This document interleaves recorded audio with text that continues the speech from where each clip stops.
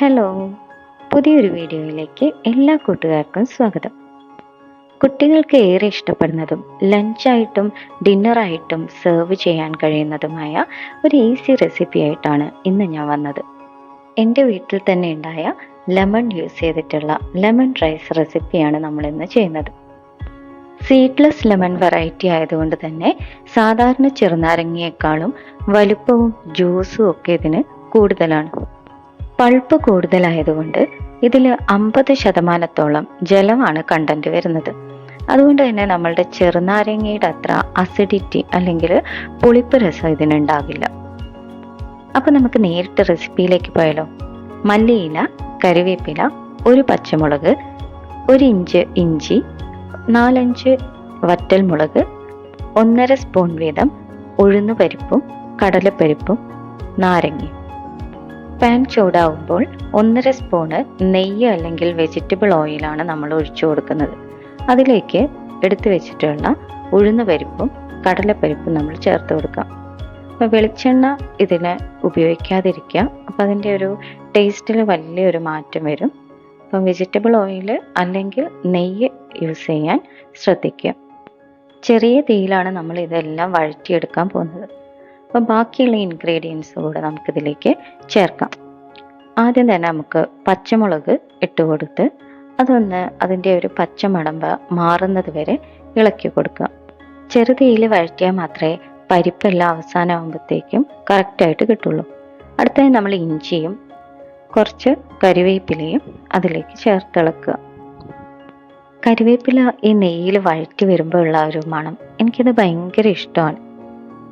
നമുക്ക് ഒരു 5-6 വറ്റൽമുളകും 1 ടീസ്പൂൺ മഞ്ഞൾപ്പൊടിയും ചേർക്കാം. നമ്മളുടെ ലെമൺ റൈസിന് ഒരു മഞ്ഞ നിറം ലഭിക്കാൻ വേണ്ടിയിട്ടാണ് നമ്മളിത് ചെയ്യുന്നത്. ഈ സമയത്ത് നിങ്ങൾക്ക് ഇഷ്ടമാണെന്നുണ്ടെങ്കിൽ വളരെ കുറച്ച് കായപ്പൊടി കൂടെ ചേർക്കാം. ഞങ്ങൾക്ക് അത് താല്പര്യമില്ലാത്തതുകൊണ്ട് ഞാൻ ചേർക്കുന്നില്ല. ഇതേ സമയം കൊണ്ട് ഞാൻ നമ്മളെ ബിരിയാണി അരി 1 ഗ്ലാസ് 1.25 ഗ്ലാസ് വെള്ളത്തിൽ ഉപ്പിട്ട് നാരങ്ങ ഉറ്റിച്ച് വേവിച്ചെടുത്തതാണിത്. നാരങ്ങ ഉറ്റിച്ചാൽ ഇത് അരികൾ തമ്മിൽ ഒട്ടിപ്പിടിക്കാതിരിക്കാൻ വേണ്ടിയിട്ടാണ് അങ്ങനെ ചെയ്യുന്നത്. വേവിച്ച ഈ അരി നമ്മൾ വഴറ്റിക്കൊണ്ടിരിക്കുന്ന ഇൻഗ്രീഡിയൻസിലേക്ക് ചേർത്ത് ഇളക്കി കൊടുക്കാം.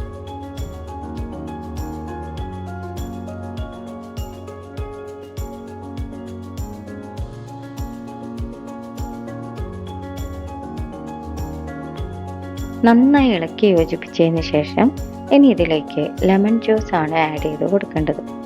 അതിനായിട്ട് എൻ്റെ അടുത്തുള്ള ലെമൺ നമുക്കതിൻ്റെ വലിപ്പം കണ്ടാൽ തന്നെ അറിയാം, വലിയ ലെമണാണ്. അപ്പം ഞാൻ അതിൻ്റെ ഒരു 1/4 ഭാഗം മാത്രമാണ് എൻ്റെ ലെമൺ റൈസിലേക്ക് ഞാൻ ചേർക്കുന്നുള്ളൂ. ഇത് നോക്കിയേ, ഇതിൽ സീഡില്ല, എന്നാൽ പൾപ്പ് കൂടുതലാണ്. അതുകൊണ്ട് തന്നെ ഇതിൽ നിന്ന് എനിക്ക് കുറേ ജ്യൂസ് കിട്ടും. നിങ്ങളുടെ കയ്യിലുണ്ടാവുക ചെറിയ നാരങ്ങ, സാധാരണ ചെറുനാരങ്ങയാണെന്നുണ്ടെങ്കിൽ അതിൻ്റെ ഒരു 1/2 എടുത്താൽ മതിയാവും. ഞാൻ അതിൻ്റെ 1/4 ഭാഗത്തോളാണ് ചേർക്കുന്നത്, കാരണം ഇതിനധികം പുളി ഉണ്ടാവില്ല. സാധാരണ ചെറുനാരങ്ങയ്ക്ക് പുളിരസം അധികമായതുകൊണ്ട് നിങ്ങളൊരു 1/2 ചെറുനാരങ്ങയെ ഇതിലേക്ക് ചേർക്കേണ്ടതുള്ളൂ. അപ്പോൾ ലാസ്റ്റ് ഗാർണിഷ് ചെയ്യാൻ വേണ്ടി ഞാൻ കുറച്ച് മല്ലിയില ചെറുതായി അരിഞ്ഞത് ചേർത്ത് കൊടുക്കുകയാണ്. അപ്പോൾ നമ്മളുടെ ലെമൺ റൈസ് റെഡി ആയിട്ടുണ്ട്. ഞാൻ ഇതിൻ്റെ കൂടെ ഒരു ടൊമാറ്റോ ഫ്രൈ ആണ് ഞാൻ സെർവ് ചെയ്തിട്ടുള്ളത്. കുട്ടികൾക്ക് വളരെ ഇഷ്ടപ്പെടുന്ന ഒരു റെസിപ്പിയാണ്. എന്തായാലും ട്രൈ ചെയ്യണം കേട്ടോ.